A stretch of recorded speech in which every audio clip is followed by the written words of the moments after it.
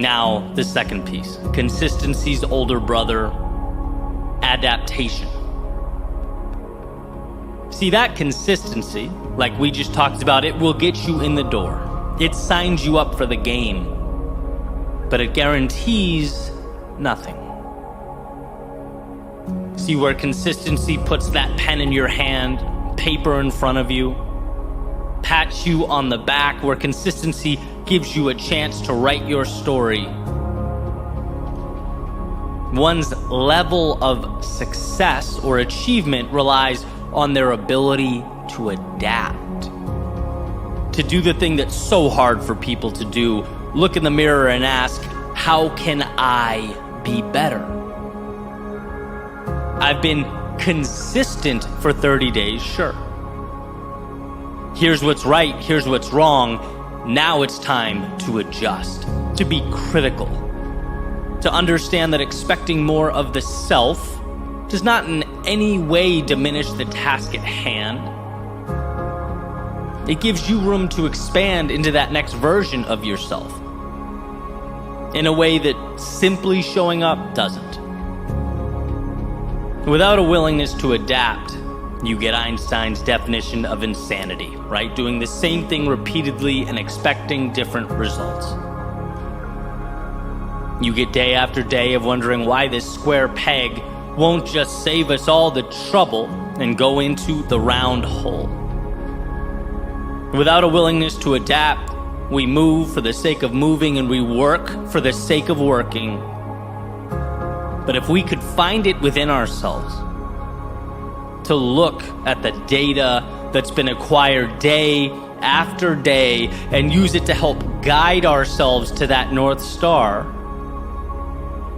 we'll find strength. To seek out the delta between where we are and where we want to be, that is power.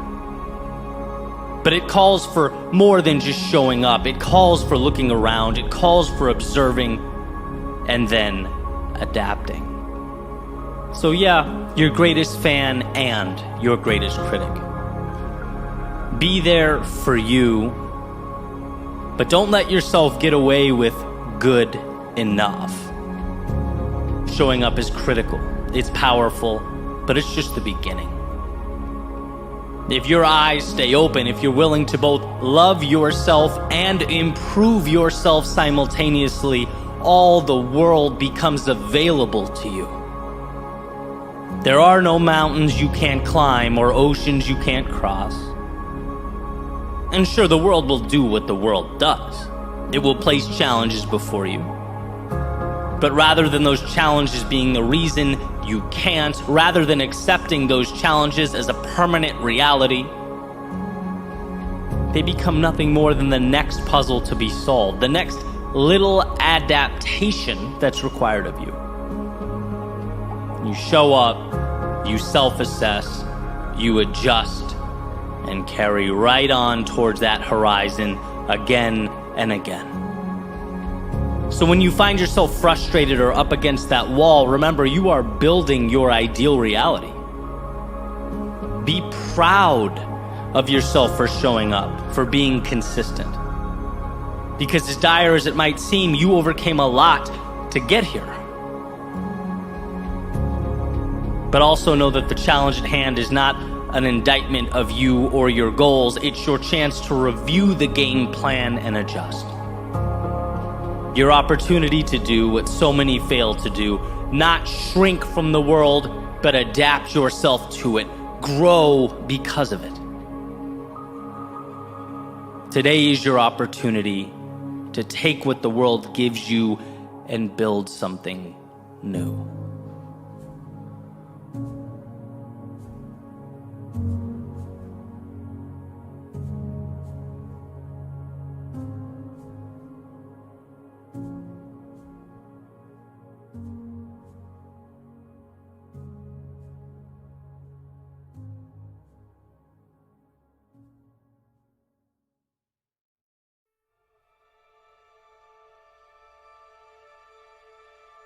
"What if I fall?"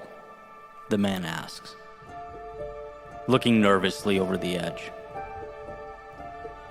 "Oh, but my friend," a voice responds back, "what if you fly?"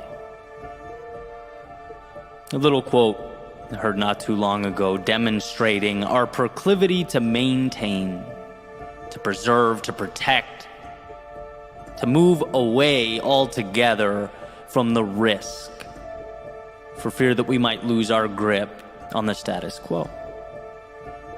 Completely forgetting to think about what life could become if things worked out. Forgetting that life is a game of trade-offs. And to fixate on never losing what you have means forfeiting the possibility. It is that simple. To stay is a refusal to go. We need to constantly reinforce the idea, the truth, that what we aren't doing is a decision. And while we place our energy and efforts on minimizing the falling and the failure, someone else is stepping into it. They're capitalizing on it, falling again and again and again until they can fly. Because the danger is not in falling, it's in never taking to the sky. It's becoming only a fraction of the person you are capable of becoming, with the required sacrifice and courage. It's an understanding that we're not wrong for initially thinking small, playing to not lose, thinking only to protect. That's how human beings arrive out of the factory, right? Stock. And you can thank millennia of evolution for that. You're not weak for being scared. You're not less than for shaking when you stand face to face with the adversity of life. Again, this is what being human is. But what we also possess is the ability to understand these default limitations and transform them.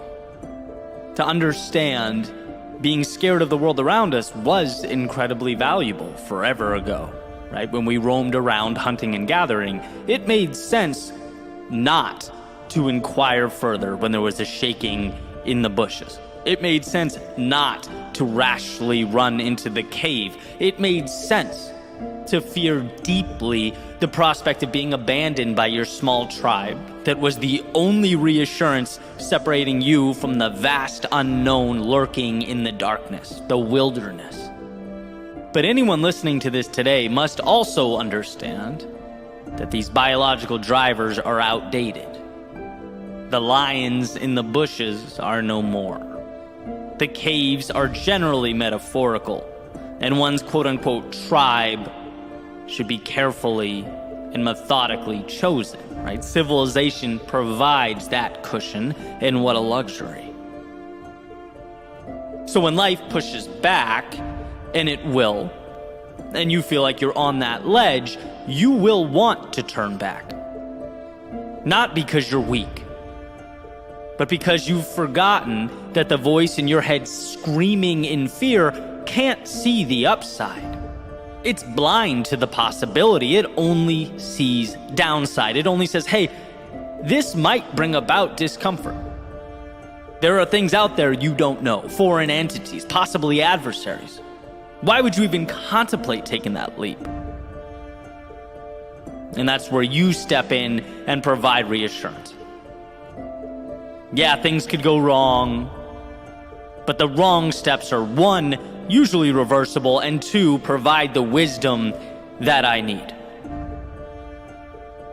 It gives you a chance to inject into the conversation that if things go right, your life changes.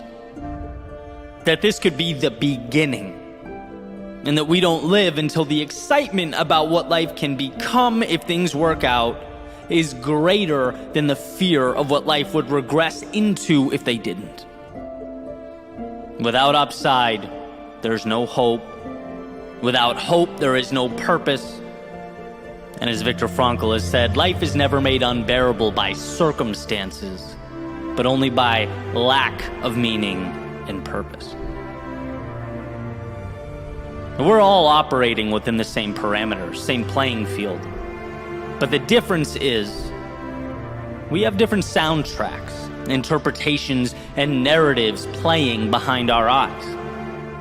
He may see the world collapsing and spend the rest of his life mourning what is gone, while she may see this same devastation and bring herself to wonder, well, what can I build in its place? What can arise from the wreckage? Same circumstance, different storyline, different result. I often cringe when I hear mindset misinterpreted as this magical thing that becomes reality the second you close your eyes and make a wish. Like, the law of attraction, as far as I'm concerned, is not magic. I think this whole song and dance is much simpler than that. We act in accordance to the things we believe. And if you believe you're not good enough, if you believe you're not worthy, if you believe more is out of the question, what incentive do you have to change? None.